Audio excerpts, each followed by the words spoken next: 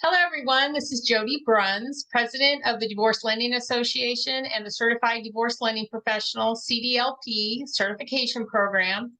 Thank you for joining me today on the Divorce Literacy Podcast at divorcepodcast.com. I have a very special friend and guest with me today, Rhonda Nordyk. Rhonda is a well-respected divorce financial strategist. Rhonda is a trained financial coach, certified divorce financial analyst, certified divorce specialist, and she is the CEO of the Women's Financial Wellness Center. She's known internationally for her work in pioneering a path for women to navigate through the financial aspects of the divorce process. And as a strategist, Rhonda helps her clients determine their best next financial move. So Rhonda, thank you very much for being my guest today. And I'm excited to open a great conversation about women and their financial wellness through their divorce journey and what happens after. So thank you for joining us. Yeah, thank you so much for having me. I am delighted to be here. So you're a happily married woman in a male-dominated industry of financial planning. So tell me, what prompted you to start holding financial seminars for women going through a divorce? And did you get any pushback from these other advisors that you worked with when you were, trying to drill down on focus on, a smaller, targeted audience for your financial services? Yeah, absolutely. Wow, this is a great question, right? And this is something that I don't always talk about on podcasts, which is great. Happy to talk about it. Really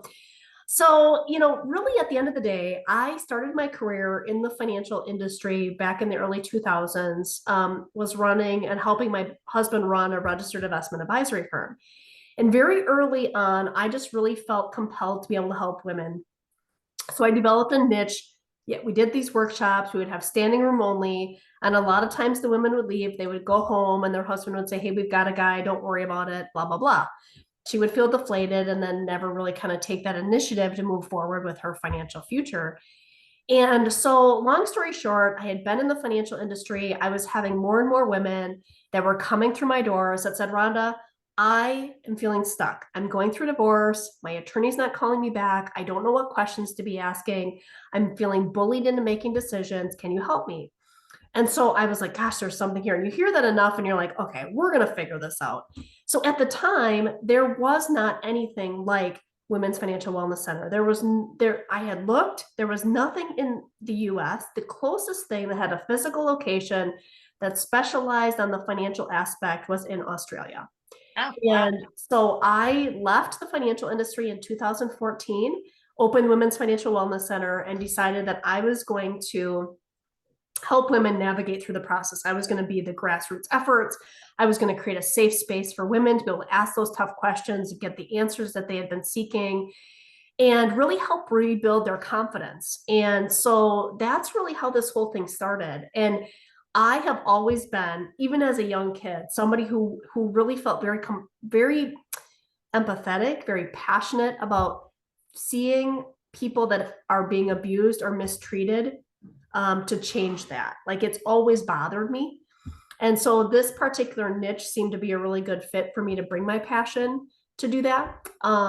However, right, having been in the financial industry, having worked in not only the financial industry, but also higher education, which I had a lot of male colleagues there and a lot of challenges there, I ended up having to figure out how to navigate through that.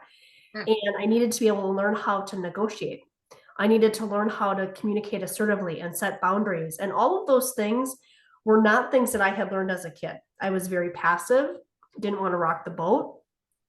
And so for me to try to find my voice was really challenging. And one thing that really stood out to me was I was sitting around the executive table, and really felt like I was getting what I call hit below the belt, like those really kind of jabs where you're like, what is going on here? And I remember somebody saying, Rhonda, you can leave those meetings, right? Like they were, and I was like, you know what? Yeah, I'm leaving. So I said, hey, this meeting's over for me. And I got up and I walked out. It was Friday afternoon at 2:00. By 4:00, I had a text message from the gentleman who was just being ridiculous. And he said, Rhonda, sounds like you're having a bad day. Is everything okay? yeah, everything is okay, right? I mean, no, it's not okay. Um, so I had to really kind of say, listen, I don't like the way that you're talking to me. And, we need to have a conversation. And what I found was that a lot of them, it wasn't that they were bad people, they had bad skills. And there had never been a lot of times women in particular who had called them on that, right? And once they had an awareness of their behavior, they started to there was a different level of respect. 2 years after having left the financial industry and opening my own office, I actually bought an office, a physical location. It was 4,000 square feet. I had a conference center with a stage. We did an open house, and some of my male colleagues from my previous career came and visited. They're like, oh, wow, she must really have quite the business plan. We always knew that she was really great at business. And I'm like, no, you all wanted to throw me under the bus. Yeah, that works. So it's been quite the ride, but I feel like it's those situations that I have put myself into over the years that have helped prepare me for the work that I'm doing, because I can be that sounding board. I can be the confidence. I can teach people, women, right, how to be assertive and ask questions. And So one of the things, that I noticed early on when I started working with divorcing clients, with their mortgage financing and working around the real property, the family home, et cetera, was when it would be women. I was really surprised how many women had no clue about their financial situation. I remember one lady specifically, she didn't know how to get her own cell phone number. She didn't even know how to balance a checkbook. And when we actually were sitting down with her, she didn't even know how to write out a check. And so I would say the majority of divorcing clients that I would work with through their, finances, the mortgage, et cetera, mostly it was the woman, and it just always baffled me, I guess is my word, how that, those dynamics are in certain relationships. yeah. So, do you see, having focused your practice, working with women, et cetera, is there like a common theme or trait, I guess we might call it, that you notice that women face over men in their own, unique journeys of divorce? Confidence. Yeah, I would agree. Yeah. Yeah, it's confidence. And, it's interesting because when I was in the financial industry, the Prudential did a study in the early 2000s, and then it was a longitudinal study, and they did another one 10 years later to see what had changed. Well, let's just say not a whole lot changed. And the whole premise of this was women's attitudes and beliefs about money, their confidence around money. And ultimately, the takeaway from the study was, what builds confidence? Well, it's knowledge and it's experience. And if you have the knowledge without the experience, it's theory, right? If you have the experience without the knowledge, it's trial and error. And it's like, oh, well, that wasn't working, but I don't really, I don't know what I'm doing, right? And also, so that when we have those two things working together, the knowledge and the experience, hey, great, we can help build the confidence, right? And so I think the other piece of it is, women also carry a lot of shame around, well, I wasn't as involved in the finances. I don't know what questions to be asking. And usually the dynamics within a household is somebody's taking the lead on it. Like, we're not sitting around singing kumbaya about the finances, and very few people are having a weekly little team meeting about it. It's like, great, you got that, I got this, and let me just go about our day. It's just the reality of it, But I think divorce gives women an opportunity to make a choice. Am I going to lean into learning what I need to learn? And you don't have to know everything. You just got to be able to ask really good questions. Yeah. Right? Or am I going to not do anything and then not use this as an opportunity for transformation so that I come out of this stronger? So I felt like I was stalking you a little earlier today, getting ready for our conversation. And there was something on your website that really got my attention. I was like, oh my gosh, that is amazing.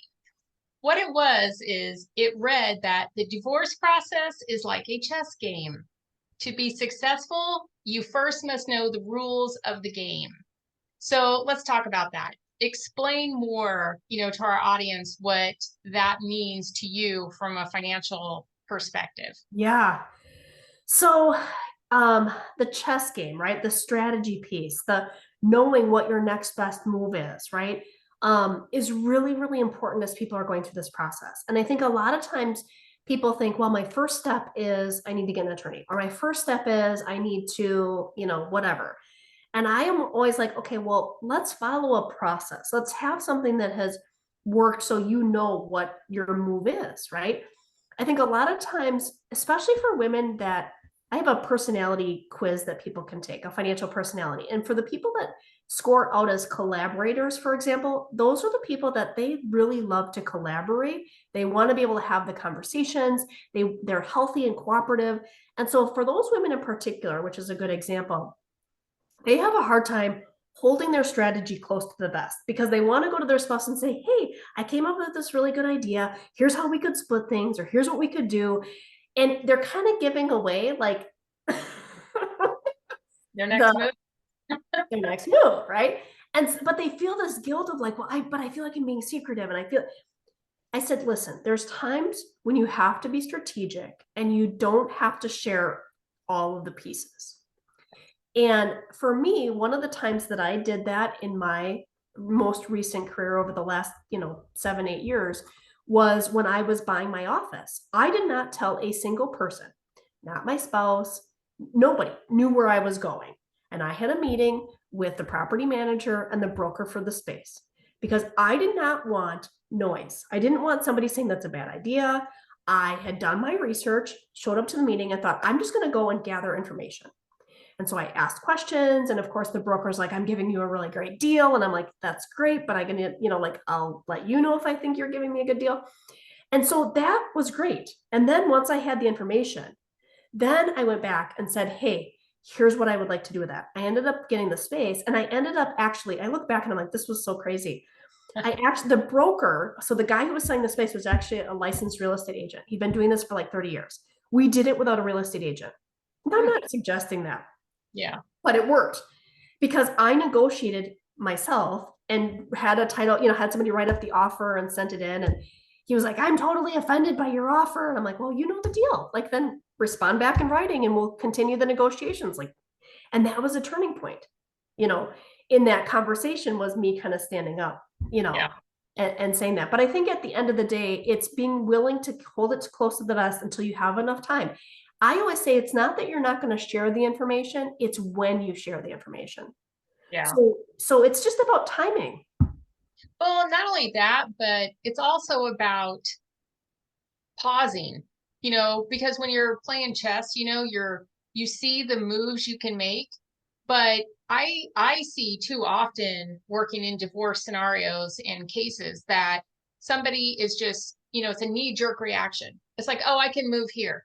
And then you don't see the aftermath, what happens when, we have the saying, that what may be available as a legal option in divorce doesn't necessarily mean it's available as a mortgage option. So when we're involved in the settlement agreement as, certified divorce lending professionals, we can ask, what's the end game? What do you want to do? And then we can work with the divorce team themselves, as well as both, divorcing spouses to think it through.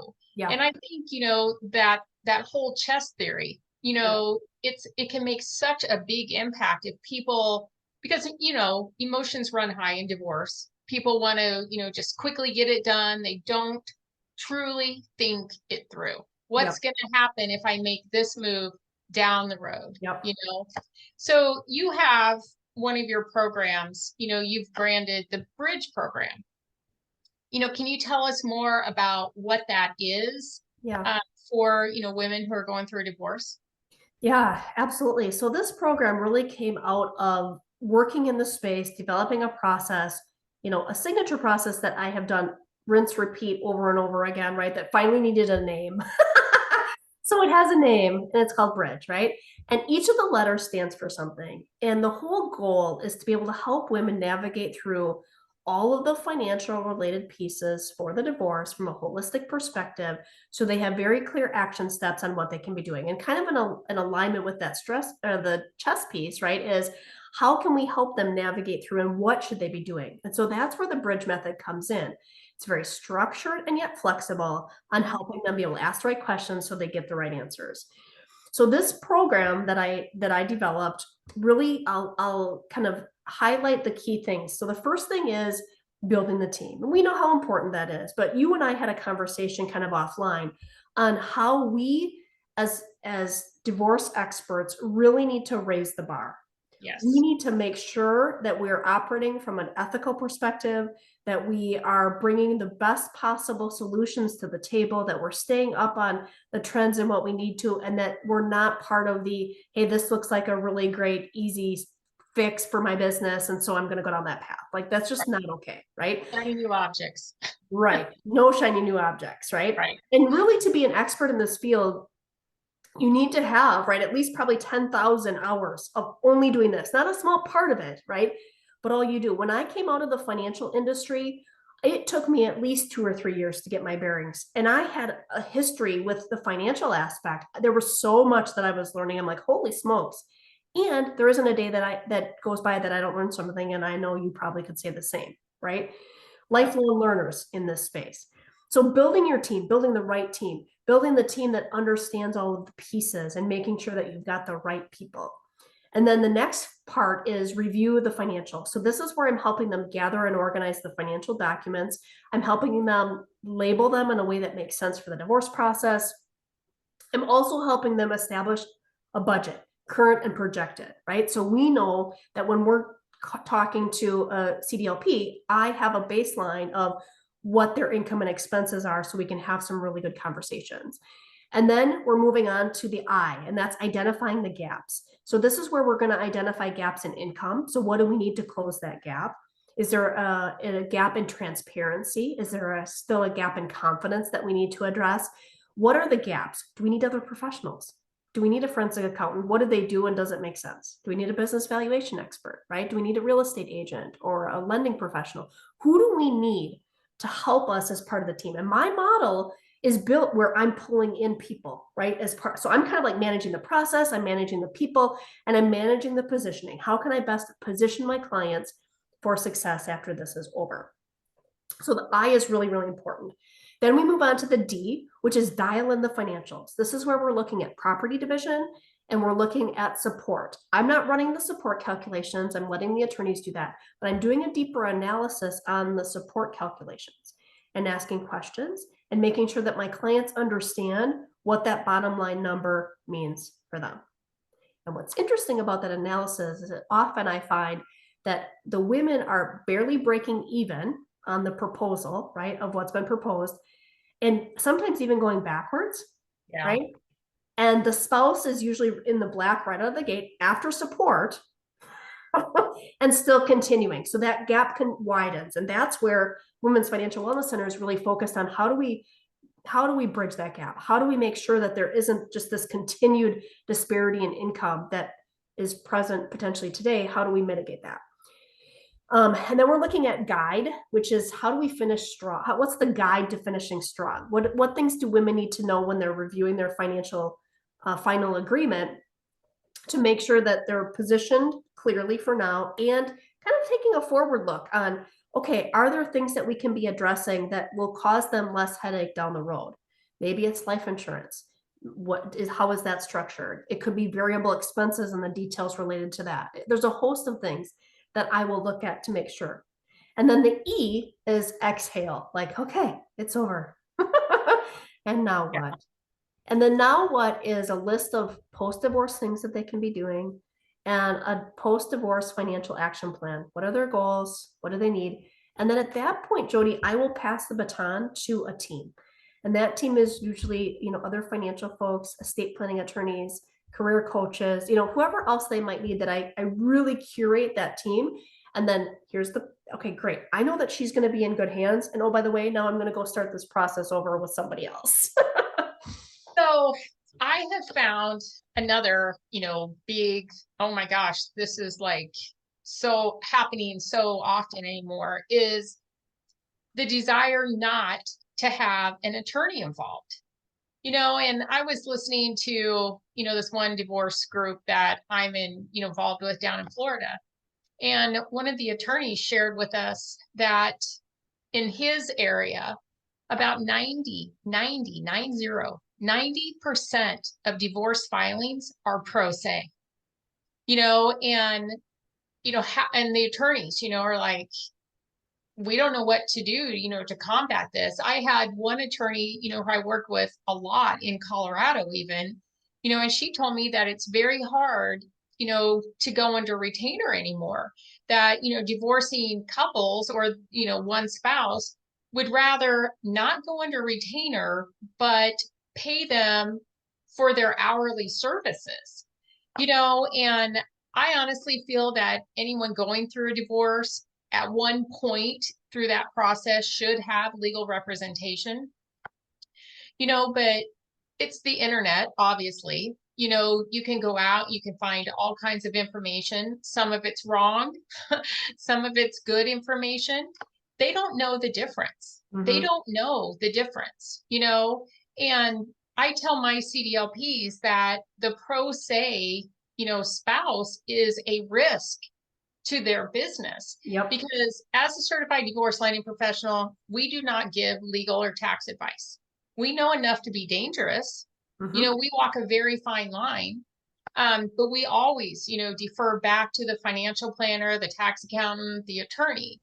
And it's just, kind of shocking these days how many people don't want to spend the thousands and thousands of dollars on legal representation. So I guess my question to you is, how do you feel about that, number one? And then how do you handle it when you have, a client come to you and they're trying to do it, all on their own, or at least manage it up to a certain point to where you do bring in, that legal representative to either, scribe the marital settlement agreement or put things more in a legal context for them? Yeah, this is a really great question, and I don't disagree. I mean, I think at the end of the day, right, there has been this movement toward either pro se or mediation, and people don't necessarily know what that means. So I know that as part of the Bridge program, one of the very first things that we do is we look at, okay, what is the pro se option? What's mediation? What's litigation? What's collaborative? What do those mean? And then what are the pros and cons of that for your specific situation? And I always tell people, like, you have to be brutally honest with yourself. If it's been a cluster for the last 20 years, please don't think that all of a sudden you're going to, skip through the roses and everything's going to be great. You're going through mediation. Just this isn't, and it's hard because I think women in particular are like, but Rhonda, I want to be hopeful that we can work it out. I'm like, right. And current behavior is based on previous. So we need to look at past behavior to determine that. As far as the pro se aspect, the only time that I think pro se makes sense from my perspective is a short-term marriage, no kids, no assets. Yeah, simple divorce. Right? I mean, but other than that, I really feel like people need some aspect of legal representation as they're going through it. And I personally have decided very early on in my business that I unfortunately will not take on pro se clients. I'll take on people who have mediators or limited scope attorneys, but there has to be somebody on the legal perspective that's part of the team, or I am not able to work with them. Because guess what? Like you were saying, then we become the ones who they're like, hey, I've got this question. And I don't want to be putting myself in that position to be answering legal questions when I'm not an attorney. So absolutely. We have divorcing homeowners who are asking us to help provide the language to use in their settlement agreements. And we're like, no, we can show you what's been used before, but you have to either put that into your own context or have an attorney review it, to make sure it's appropriate for you. So, I mean, I understand both sides, I understand that cash flow is often a huge issue, in divorces, and they're really tightening those purse strings. But at the same time, there are lasting implications of making mistakes. Like, for example, I had this one client and she wanted to buy a home and she was super, super tight on her debt to income ratios, right? And the one debt that was killing her was an existing student loan that she co-signed on behalf of her son. And her husband wrote up their settlement agreement together and they had finalized everything before she found me.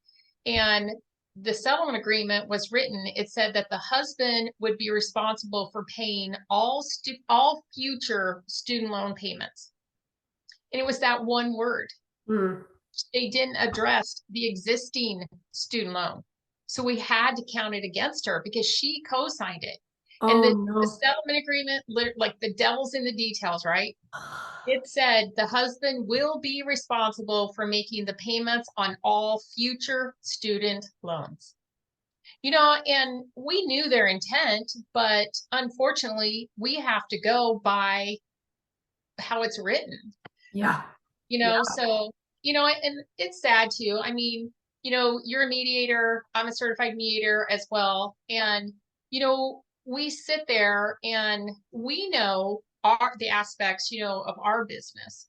And there are so many people right now, I feel anyway, and I've seen they're throwing their hat into the ring of mediation. And one of my favorite mediators ever, great guy, before he became a mediator, he worked for Federal Express. He was he didn't have any like legal training, financial training, mortgage training. He was just good with people. So he felt this calling, to get his mediation training and help, settle disputes. Well, now he's really good. He's gotten so much training. He's a huge child advocacy, representative out in the Denver area. Great guy. But that's an exception. There are, I recommend that our CDLPs get their mediation training, but I tell them you shouldn't mediate. The reason you have the mediation training is so that when you're brought in to be a supporting cast, of the mediation, you understand the process. Yep. You can deliver your options, the scenarios, etc., regarding the family home, etc., in such a way that removes conflict, Yep. But what is your thought? I mean, maybe you don't see it like I, as often as I see it, but I see real estate agents, who are struggling, in the real estate market. So they're trying to figure out, other ways to produce income, that shiny new object we talked about. Yeah. And they're throwing their hat in, getting their mediation training. And then they feel, and sadly, they have said to me, well, if I can do their mediation and if they have to sell the marital home, I can help them. And I'm thinking, I would think that's a conflict of interest. How can you, if you're going to mediate. If you're going to sell real estate, do a mortgage loan or pull teeth, Right. do one or the other. But I just feel sometimes that these divorcing couples, especially since so many jurisdictions now require that you attend at least one session of mediation, if that's the route you're going, before you can even get your court hearing, set, that they're not being adequately represented or, served. So do you see that going on, or is it just in my area that I'm seeing it a lot? So it's interesting because I think the mediation piece, I'm seeing more of it. Like I have a very short list of mediators that I will work with because I really feel like it is a skill that you kind of, I mean, yes, you can learn, but I think there's also this aspect of either you're good at it or you're not, right? I mean, you can go through the mediation training and it doesn't mean you're going to be a good mediator. I would agree. And so there's a couple of things that I see that I think are really key. One is, what has been their experience, right? That they bring to the table that's helpful. Are they good at managing conflict? Are they good at communication? Are they good at reading the room? There's a lot of these pieces. Like the mediator that I work with that I absolutely love, she's so good at, she'll meet with both parties and she really can get them to a resolution. She's so good at negotiating. If you really don't have the best mediators I've seen are excellent negotiators. That from my perspective, because I think a lot of times what happens is, hey, I'll be a mediator, I'll facilitate the process. One of the trainings I had gone through over the years saying, well, the mediators are, committed to the process and not the people. And I'm like, no, you have to be committed. I mean, that really, I got kind of irritated with that because I'm like, I get what they're saying, but you have to also care and be somewhat committed to the people Yes. Yes, you're following a process, but it doesn't mean that you don't have an opinion and you don't. I mean, again, I think people take it to the extreme. And so they say, well, I'm a neutral, so I can't tell you anything. Well, okay, can you at least give them some options of things that like they could be doing and then let them decide? Like, how about that? You know? Yeah. So I have really struggled with that. I think a lot of what I am doing in the mediation space comes from people that reach out because I get the calls where women are like, I'm in the middle of the mediation process. I don't know what's going on. I don't feel like, I have any information to make good decisions, and I'm feeling pressured to come to a resolution without all the info. And that's where I'm like, there has to be a better way to do this. So we have actually developed a couple methods which fall under a different company that I have, which is called Divorce Financial Mediators. And that business has its own set of process, not necessarily bridge, but its own structure on how we're doing mediations differently. And we're taking a very team approach to it, and it's working, Nice. which is pretty cool. But I don't disagree. I think, moving forward, what we're going to see is, first of all, those of us who say, listen, we got to hold the bar, and we're not going to play politics, and we're not going to, we're just going to be ethical and raise the standard on conduct of care for our clients. I think is going to be essential. I also think that the people that are going through divorce are going to have to be more informed purchasers on what they're looking for. Has this person, do they have 10,000 plus hours of experience, right? Are they truly an expert, right? Or are they just starting, right? And again, you have to start somewhere. But I also think that they're really going to have to start vetting the people that they're working with, because you're right, there is going to be probably a continuation of that. I have a client in California, and she calls and she's like, hey, Rhonda, my husband wants to work with this mediator. I'm like, okay, well, tell me about her. What's the deal, right? She's like, oh, she's an energy worker. I'm like, well, here's what I want you to go back and ask her. How many cases has she done? What's her training? Blah, blah, blah. And she could not answer the questions. Like, oh, I've done a few. What's a few? Right. I mean, this case, high net worth case, we ended up actually working on some stuff behind the scenes. So she has an attorney already, but she wanted to at least explore a mediation option in hopes that she could get her husband to cooperate. Yeah. Okay, fine. Right. So it'll be interesting to see, but I think the trends we're seeing is a shift toward mediation because people think it's going to be cheaper, faster, easier. Yeah. And it could be if the parties have a baseline of respect and trust and transparency. I would agree. Right? If they don't, then this is going to be a waste of time and money and energy. So just pick the right process right out of the gate. Yeah.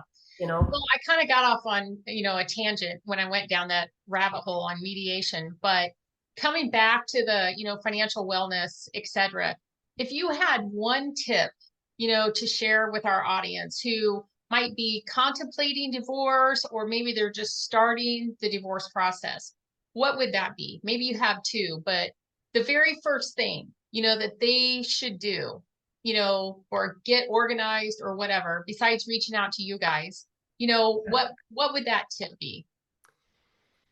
Yeah, so I think there's a couple things. One is, certainly just start being very aware of what's going on around you. And I know that might seem really simple, but women in particular make really good private investigators when they have to be.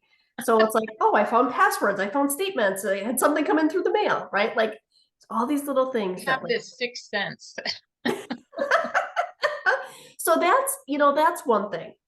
The second thing that women can do, certainly I have a podcast as well, which I know you're going to be a guest on, called Divorce Conversations for Women. That certainly could be something they can be listening to under the radar. But the other thing is just take some time to write down all of your what if questions, right? I always say just get them out of your head, write them all down.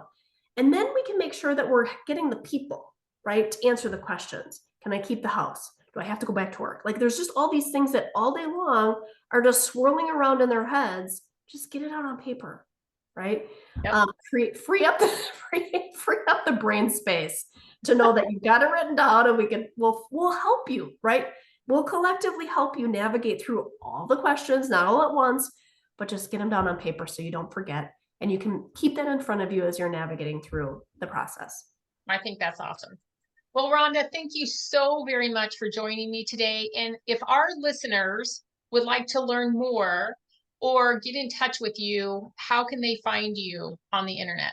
Yeah, absolutely. So they can go to my website, wfwcdivorce.com.